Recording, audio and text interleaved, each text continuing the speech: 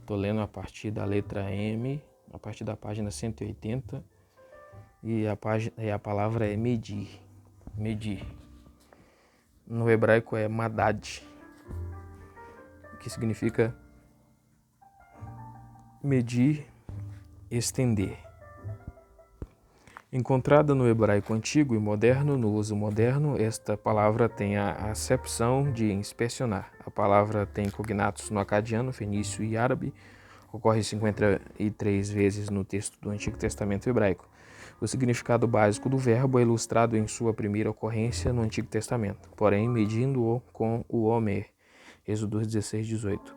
O termo madad é usado não apenas para referir a medir volume, mas também a medir distância, Deuteronômio 21:2. A extensão, Números 35:5. Uso bastante horrível encontra-se em 2 Samuel 8:2, onde depois de derrotar os moabitas, Davi os mediu com um cordel, fazendo-os deitar por terra, e os mediu com 2 cordéis para os matar e com um cordel inteiro para os deixar em vida. A grandeza do Deus Criador está expresso na pergunta: quem mediu com o seu punho as águas e tomou a medida dos céus, os palmos, e recolheu em uma medida o pó da terra, e pesou os montes e os outeiros em balanças. Isaías 40:12. Outro sim, Deus parou e mediu, inspecionou a terra. Abacuque 3:6. A palavra madad também expressa a ideia de estender e tirar. Então Elias se mediu, se estendeu sobre o menino 3 vezes. 1 Reis 17:21. Midá, a palavra hebraica midá, significa medida, extensão, tamanho, estatura, seção, área. Das 53 vezes em que ocorre este substantivo, 25 estão em Ezequiel. O restante das ocorrências da palavra está espalhado ao longo de todos os períodos do hebraico bíblico. Este substantivo se refere ao ato de medir. Não cometereis injustiça no juízo, nem na vara, nem no peso, nem na medida. Levíticos 19:35. Em Ezequiel 41:17, esta palavra é usada para aludir à medida de comprimento. Em Jó 28:25, a medida de líquidos. Segundo midá, significa a coisa medida ou o tamanho, Êxodo 26:2. Primeira ocorrência especifica: todas essas cortinas serão de uma medida do mesmo tamanho. A palavra também se refere à duração da vida da pessoa. Faz-me conhecer, dá-me conta, Senhor, do meu fim e da medida dos meus dias, o quão curta a minha vida realmente é. Salmos 39:4. Um homem de medida é alguém de grande estatura ou tamanho. Também inferiu ele, Benaia, a um homem egípcio, homem de grande estatura, de 5 côvados, cerca de 2,28 metros de altura. 2 Crônicas 11:23. Terceiro, midá às vezes representa uma porção medida de uma coisa. A outra porção reparou Malquias, filho de Arim, e Assub, filho de Pate, Moabe, como também a Torre dos Fornos. Neemias 3:11. Em Ezequiel 45:3, a palavra parece descrever a área medida. Meditar, Hagá. Meditar, gemer, prantear, grunhir, articular e falar. Esta palavra é comum no hebraico antigo e moderno. Encontrada somente 25 vezes no Antigo Testamento hebraico, parece ser um termo onomatopeico e reflete os sons do gemido e suspiro que se faz enquanto se medita, pelo menos quando os anciãos a praticavam. Este significado é visto em sua primeira ocorrência no texto. Não se aparte da tua boca o livro desta lei, antes medita nele dia e noite. Josué 1:8. Talvez o Salmos 1:2 seja a referência mais conhecida sobre o meditar na lei de dia e de noite. O termo Hagá também expressa o urro dos leões, Isaías 31:4, e o arrulho das pombas, Isaías 38:14. Quando a palavra é usada no sentido de prantear, enfatiza os dolorosos sons de luto, como é visto neste paralelismo. Por isso gemei por Moabe, sim, gritai por Moabe, não, gritai por todo o Moabe, pois os homens de Kir-Eres se lamentarão. Jeremias 48:31. A ideia de que O exercício mental e o planejamento são acompanhados por fala baixa, parece estar refletida em Provérbios 24:1. Não tenhas inveja dos homens malignos, porque o seu coração medita a rapina e os seus lábios falam maliciosamente. Meio. A palavra meio no hebraico é tavek. Meio metade. Esta palavra, que também aparece no garítico, ocorre em torno de 418 vezes no hebraico bíblico e em todos os períodos. O termo tavek indica a parte de um espaço, lugar, número de pessoas, coisas ou linha que não está na ponta ou está fora da extremidade. Esta ênfase está em Gênesis 9:21. E Noé bebeu do vinho e embebedou-se e descobriu-se no meio de sua tenda. E em muitos contextos a palavra significa entre, não necessariamente no centro. E levantou o faraó a cabeça do copeiro-mor e a cabeça do padeiro-mor no meio de seus servos. Gênesis 40:20. Êxodos 14:29 usa tavek como extensão da palavra por.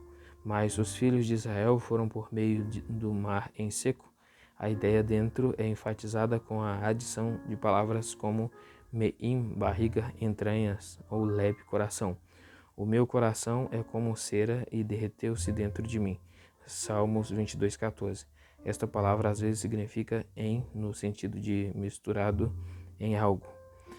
E estenderam as lâminas de ouro e as cortaram em fios para entretecer entre o pano azul. Êxodos 39:3. A palavra taver quer dizer meio, quando aplicada a um objeto ou indivíduo entre dois outros. Fizeram também as campainhas de ouro puro, pondo as campainhas no meio das romãs, nas bordas da capa. Êxodos 39:25. Com o mesmo sentido, mas exigindo uma tradução diferente, aparece em Juízes 15:4. E foi Sansão e tomou 300 raposas e, tomando tições, as virou cauda a cauda. E lhe pôs um tição no meio de cada duas caudas. Este parece ser o significado da palavra em sua primeira ocorrência bíblica. E disse Deus: haja uma expansão no meio das águas e haja separação entre águas e águas. Gênesis 1:6. Em Números 35:5, a palavra significa no centro e de fora da cidade. Da banda do Oriente medireis 2.000 côvados, e da banda do Sul 2.000 côvados, da banda do Ocidente 2.000 côvados, e da banda do Norte 2.000 côvados, e a cidade no meio. Em outras passagens, esta palavra significa a linha central hipotética que divide algo em duas partes iguais. E Abraão trouxe-lhe todos estes e partiu-os pelo meio e pôs cada parte deles em frente da outra. Gênesis 15:10 e Ezequiel 15:4.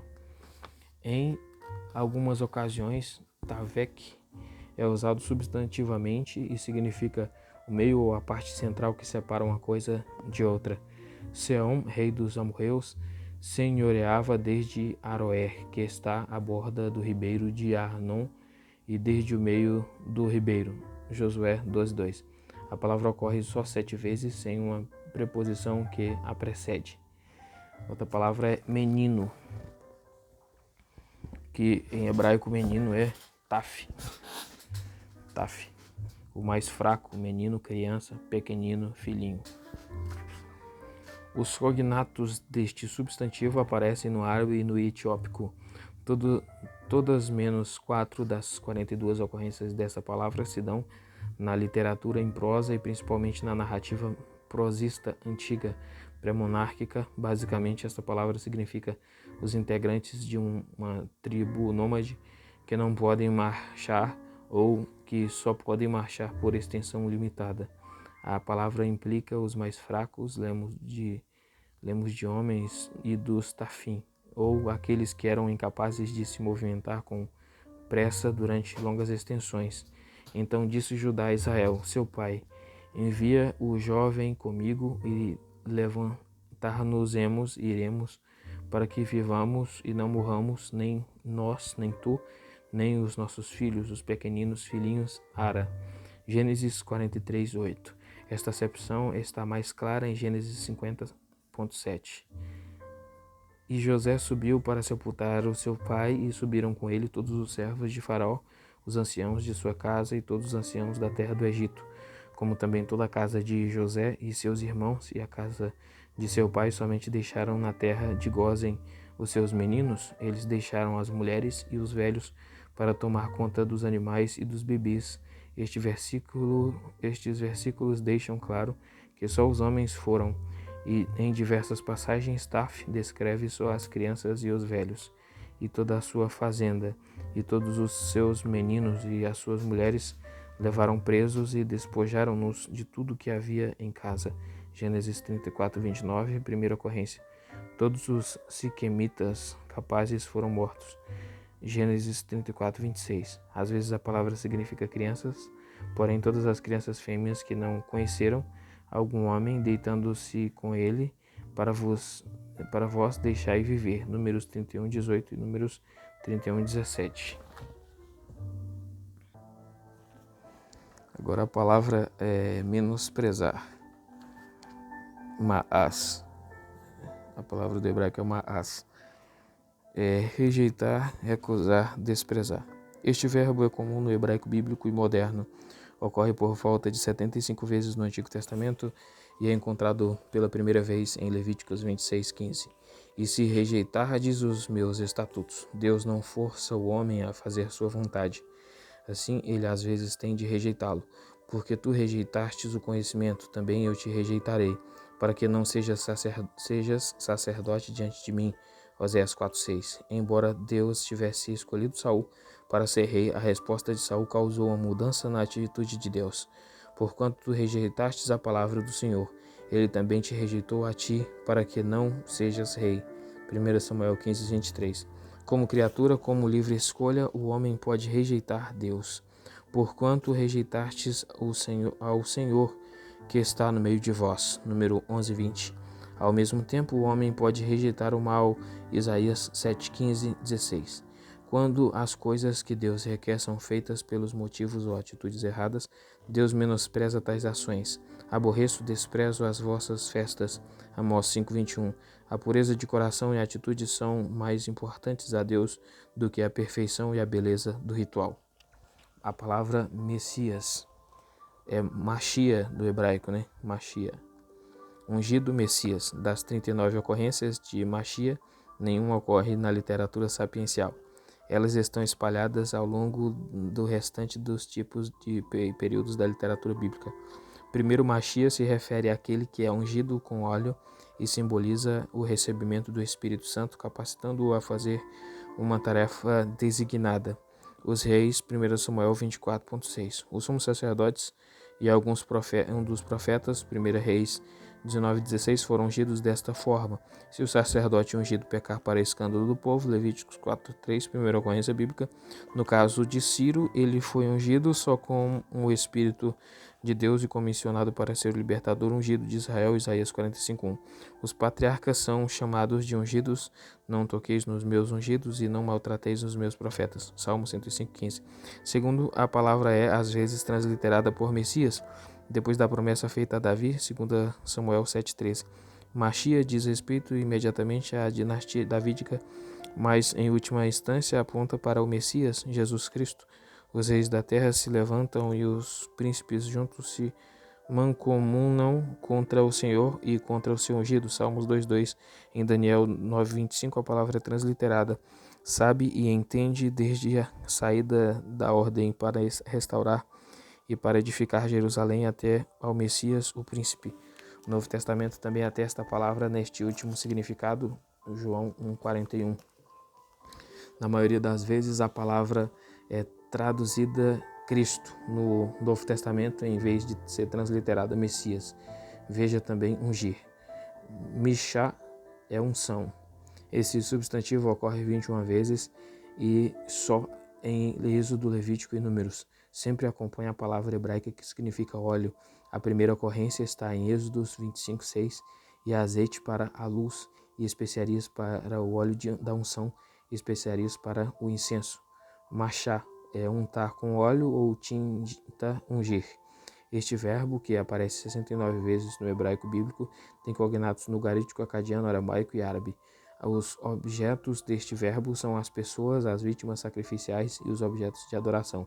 Arão e seus filhos são os objetos deste verbo em Êxodo 30:30. Também ungirás a Arão e a seus filhos e os santificarás para me administrarem o sacerdócio. Metade. A palavra metade do hebraico é asti. É atzi. Metade no meio e meio. Esta palavra aparece cerca de 123 vezes em todos os períodos do hebraico bíblico. Primeiro, a palavra é usada para indicar a metade de qualquer coisa. Este significado aparece primeiramente em Êxodo 24:6. E Moisés tomou a metade do sangue e a pôs em bacias, e a outra metade do sangue a espargiu sobre o altar.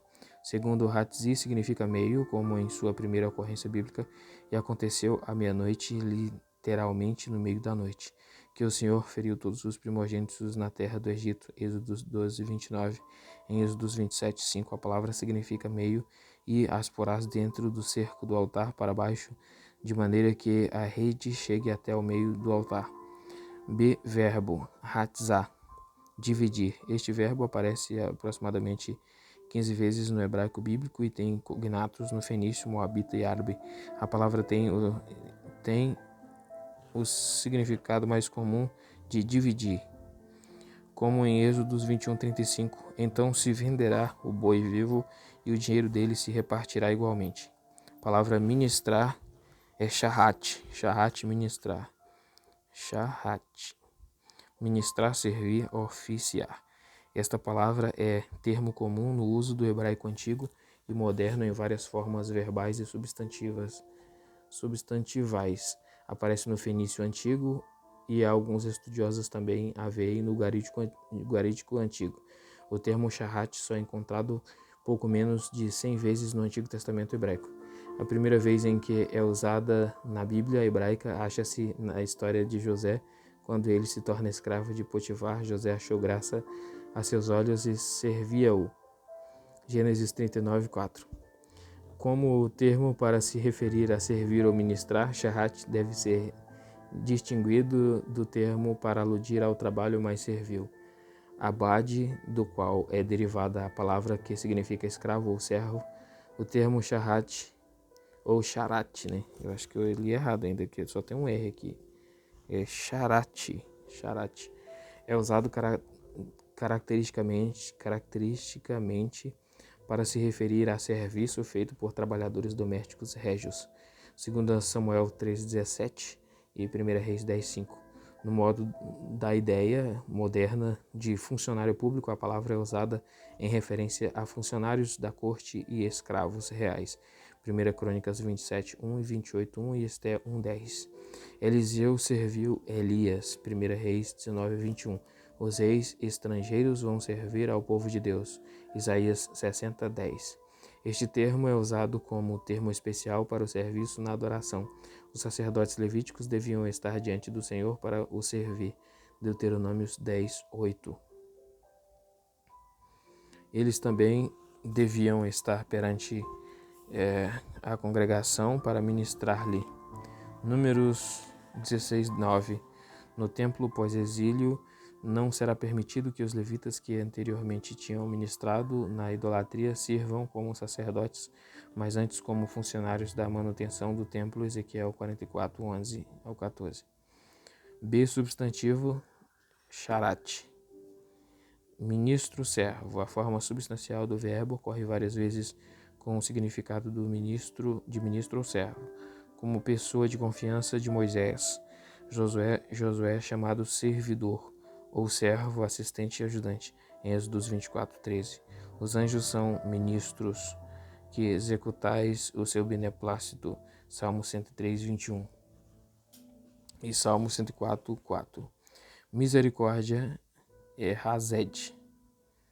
A palavra misericórdia em hebraico é Hazed. Letra A, substantivo. Benignidade, amor, firme, graça, misericórdia, fidelidade, bondade e devoção. Esta palavra é usada 240 vezes no Antigo Testamento, sendo especialmente frequente nos Salmos. O termo é um dos mais importantes no vocabulário da teologia e ética do Antigo Testamento. A Septuaginta quase sempre traduz resede por Elios, misericórdia, e este uso está refletido no Novo Testamento. As versões bíblicas modernas, em contrapartida, geralmente preferem traduções próximas da palavra graça. Em geral, podemos identificar três significados básicos da palavra que sempre interagem: força, firmeza e amor. Qualquer compreensão da palavra que não indique todos os três significados inevitavelmente perde algo de sua riqueza. Amor por si só facilmente se torna sentimentalizado ou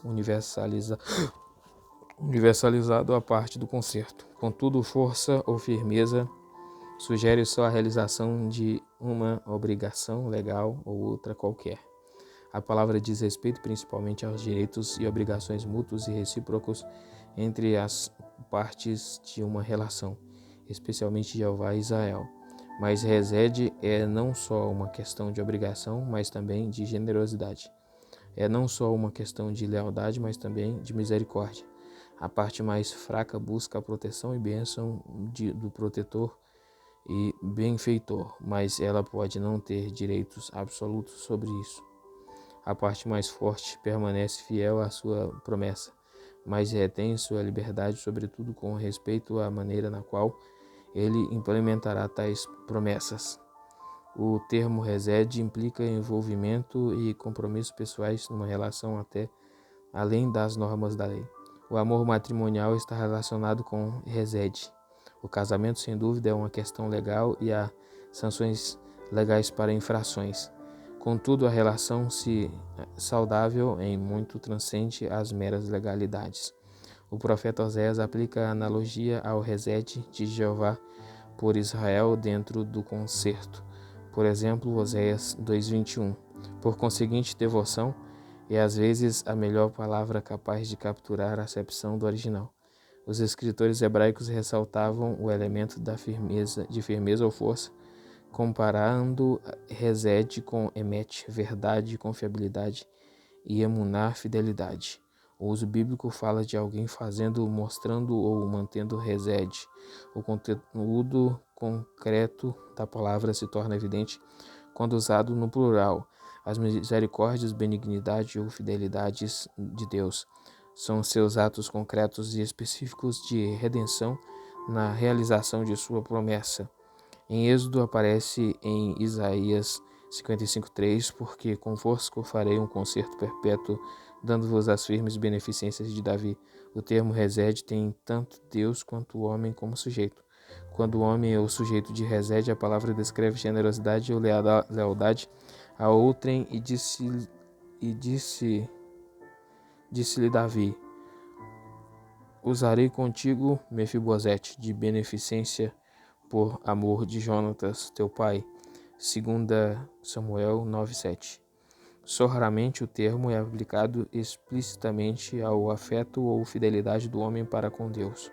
O exemplo mais claro provavelmente é Jeremias 2:2. Vai e clama aos ouvidos de Jerusalém, dizendo: assim diz o Senhor, lembro-me de ti, da beneficência da tua mocidade, do amor dos teus desposórios, quando andavas após mim no deserto. O homem exerce resede a várias unidades dentro da comunidade, a família e parentes, mas também a amigos, convidados, senhores e escravos. Ter resede aos humildes e necessitados é especificado com frequência. A Bíblia usa de modo proeminente o termo resede para resumir e caracterizar uma vida de santificação dentro do concerto e em resposta a ele. Oséias 6:6 declara que Deus deseja misericórdia, amor firme, não sacrifício, ou seja, vida fiel além da adoração. Semelhantemente, Miqueias 6:8 caracteriza resede ao resumo que os profetas fizeram da ética bíblica. Ele te declarou, ó homem, o que é bom e ames a beneficência. Por trás de todos estes usos, tendo o homem como sujeito, permanecem as repetidas referências ao resede de Deus. é uma das suas características mais centrais. A misericórdia de Deus é oferecida ao seu povo que precisa da redenção do pecado, dos inimigos e das dificuldades. Um refrão reincidente que descreve a natureza de Deus é grande, abundante em resede. Êxodo 34:6 e etc. Toda a história da relação de concerto de Jeová com Israel pode ser resumida em termos de resede. É o único elemento permanente no fluxo da história do concerto. Até a criação é o resultado do resede de Deus. Salmo 136, 5, 9. O seu amor dura até 1000 gerações. Deuteronômio 7:9, Deuteronômio 5:10 e Êxodo 20:6. Realmente é para sempre, sobretudo nos refrões de certos salmos, como o Salmo 136. As palavras usadas em paralelismo sinônimo com resede ajudam a defini-lo e explicá-lo. A palavra comumente associada com resede é emet. Fidelidade e confiabilidade. Preservem-me a sinceridade resede e a retidão emet. Salmos 25, 21, Ara. O termo emuná com significado semelhante também é comum. Lembrou-se de sua benignidade resede e de sua verdade emuná para com a casa de Israel. Esta ênfase é apropriada quando Deus é o sujeito, porque o seu resede é mais forte e mais duradouro do que o do homem. A investigação etimológica sugere que o significado primitivo de resede possa ter sido força ou permanência. Neste caso, certo uso enigmático de resede, em Isaías 46, seria explicado: toda carne é erva e toda sua beleza como flores do campo. A associação de resede com o concerto impede que seja mal entendido como mera providência ou amor de todas as criaturas. Aplica-se principalmente ao amor particular de Deus por seu povo escolhido e convencionado. O concerto também acentua a reciprocidade da relação, mas visto que o resede de Deus está em última instância além do concerto, no final das contas não será abandonado mesmo quando a parte humana seja infiel e deva ser disciplinado. Isaías 54:8. Considerando que seu triunfo e implementação finais são escatológicos, resede pode implicar a meta e o fim de toda a história da salvação. Salmos 85:7 e Miqueias 7:20. O substantivo próprio Azadias, 1 Crônicas 3:20, está relacionado com resede. O nome do filho de Zorobabel significa Jeová é fiel, gracioso, em um resumo adequado da mensagem do profeta. B. Adjetivo. Hazid. Hazid significa santo, piedoso, devoto, fiel, justo, religioso. O adjetivo Hazid, derivado de resed, é usado para descrever o israelita fiel. O resed de Deus provê o padrão, modelo e força pelos quais a vida do Hazid deve ser dirigida. Uma referência ao homem piedoso aparece em Salmos 12:1. Salva-nos, Senhor, porque faltam os homens benignos, porque são poucos os fiéis entre os filhos dos homens. Em geral, o sufixo ou pronome possessivo que se refere a Deus é anexado à palavra, indicando seu apelo especial àqueles que pautam a vida segundo ele. Amai ao Senhor, vós todos os que sois santos, literalmente seus piedosos, porque o Senhor guarda os fiéis e retribui com abundância aos soberbos. Salmos 31:23. Seguindo o grego osios e o latim sanctus, a tradução frequente de Hazid é a palavra santo, que deve ser entendida no sentido de santificação, dependente da graça, e não em termos moralistas de bondade nativa. A palavra aqui agora é montar, do hebraico ela é hakabi. Montar, fazer, montar.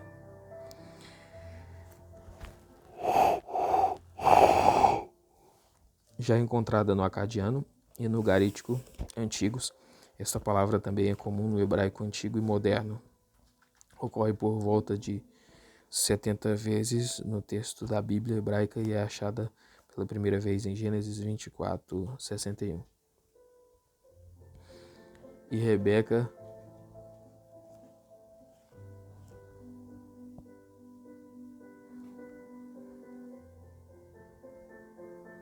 E Rebeca se levantou com as suas moças e subiram sobre os camelos e seguiram o varão. Além de camelos, o relato bíblico registra a aquisição de mulos.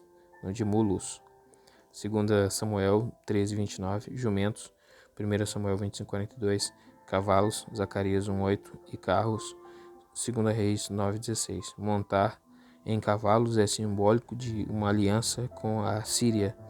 Oséias 14:3. A declaração de Isaías de que o Senhor vem cavalgando em uma nuvem ligeira, Isaías 19:1, é um interessante paralelo à referência do texto ugarítico ao deus Baal como cavaleiro das nuvens. Isso não compara Baal com Deus, mas simplesmente chama a atenção a imagem semelhante que é usada e a influência de uma literatura em outra. A palavra agora é morar. Morar no hebraico é yashab.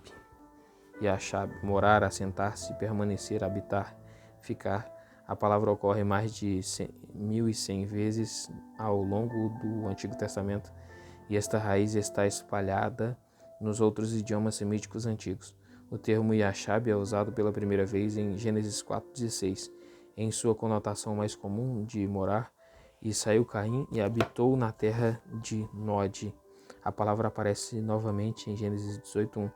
Estando ele, Abraão, assentado à porta da tenda, em Gênesis 22:5, Yashab é traduzido assim: ficai-vos aqui com o jumento, e eu e o moço iremos até ali.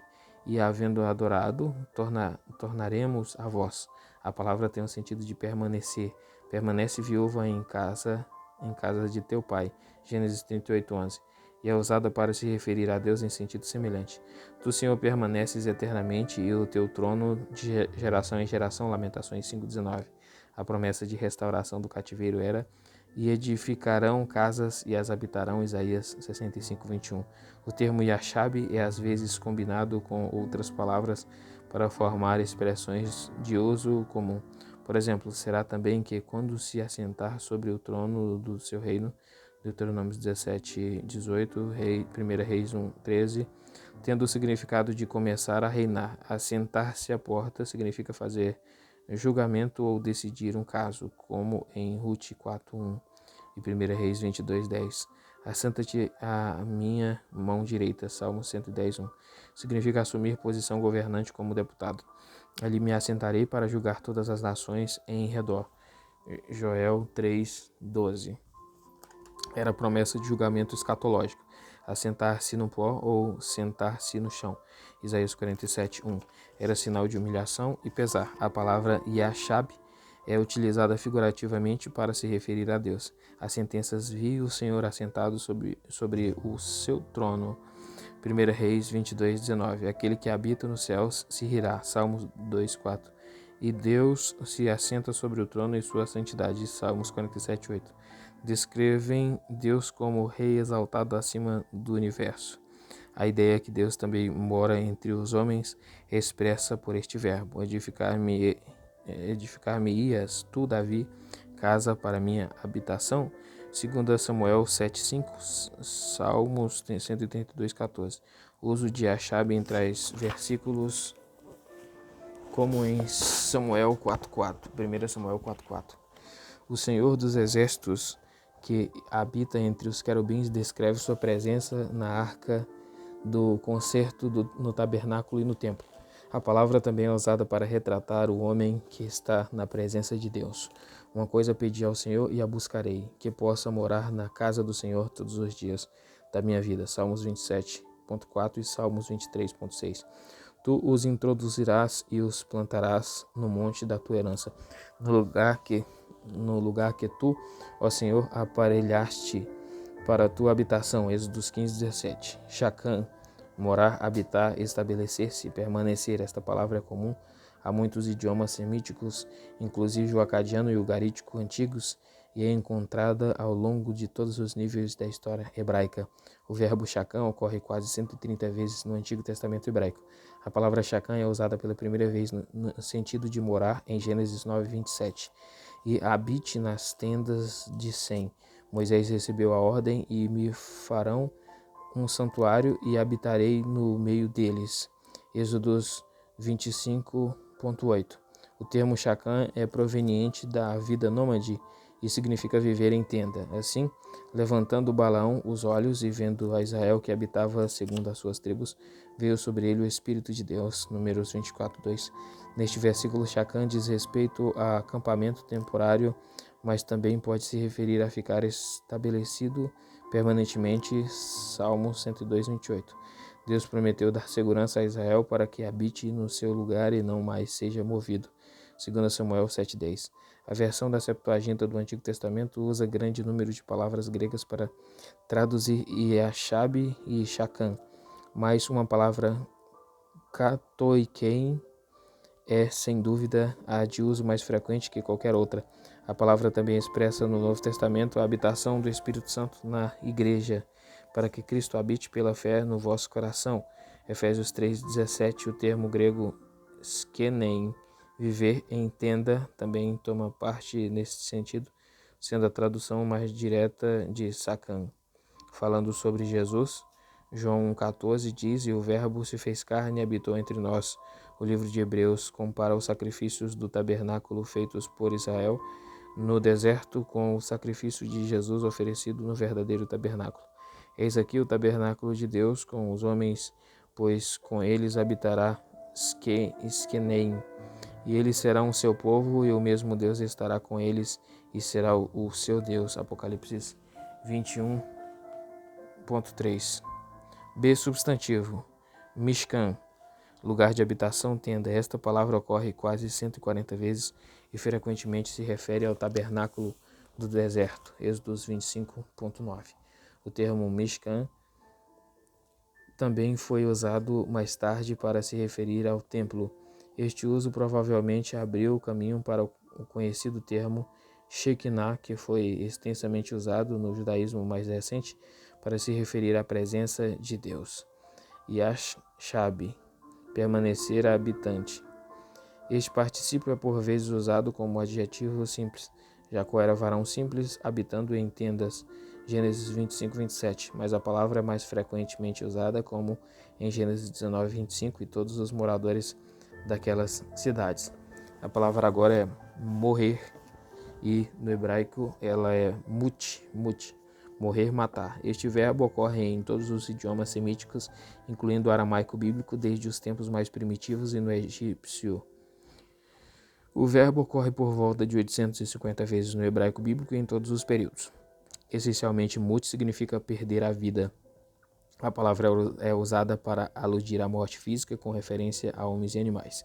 Gênesis 5:5 registra que Adão viveu 930 anos e morreu. Jacó explica a Esaú que se o rebanho fosse tocado com muita rapidez, os mais novos entre eles morreriam. Gênesis 33:13. Em certo ponto, este verbo também é usado para se referir ao tronco de uma planta. Jó 14:8. De modo fortuito, mut é figurativamente empregado para aludir à terra. Gênesis 47:19. Ou sabedoria. Jó 12.2. Também há a singular expressão hiperbólica de que o coração de Nabal tinha morrido dentro dele, indicando que ele fora vencido por grande medo. 1 Samuel 25:32. Em certo radical intensivo, esta raiz é utilizada para se referir ao último ato afligido em alguém que já está próximo da morte. Assim, Abimeleque, tendo a cabeça fraturada por uma mó, pediu ao moço que levava as suas armas que o matasse. Juízes 9:54. No radical causativo habitual, este verbo significa provocar a morte ou matar. Deus é quem mata e faz viver. Deuteronômio 32:39. Normalmente, tanto o sujeito quanto o objeto deste uso são pessoais, embora haja exceções, como quando os filisteus personificaram a arca do concerto e exigiram sua remoção para que ela não os matasse. 1 Samuel 5:11. A morte nesse sentido também pode ser infligida aos animais. Êxodos 21:29.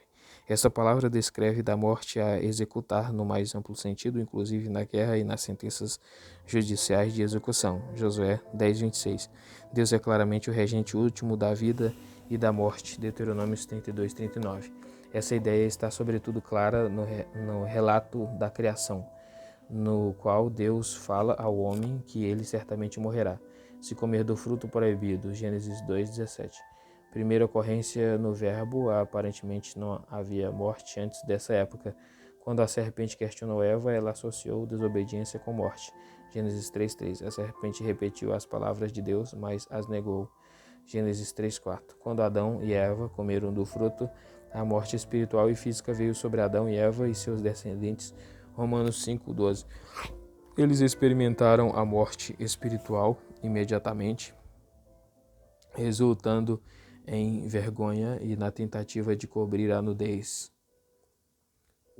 Gênesis 3:7. O pecado ou a presença da morte espiritual exigiam uma cobertura, mas a provisão do homem era inadequada. Assim, Deus fez uma cobertura perfeita na forma de um redentor prometido, Gênesis 3:15, e uma cobertura tipológica de peles de animais, Gênesis 3:21.